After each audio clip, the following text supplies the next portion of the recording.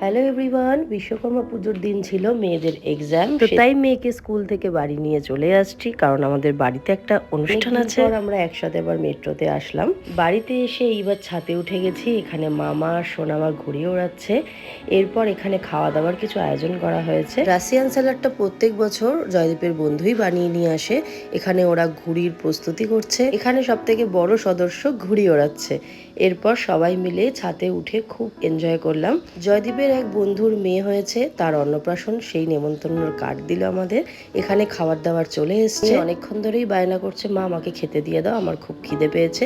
তাই জয়দীপের বন্ধুর বউ আর আমার মেয়ে এখানে খেতে বসে গেছে। এখানে আমার মাসির মেয়ে এসেছিল বাইরে থেকে, তো সেও আমাদের সাথে যোগদান করেছে। তো এরপর সবার লাস্টে আমি আর মিমি খেতে বসে গেছি।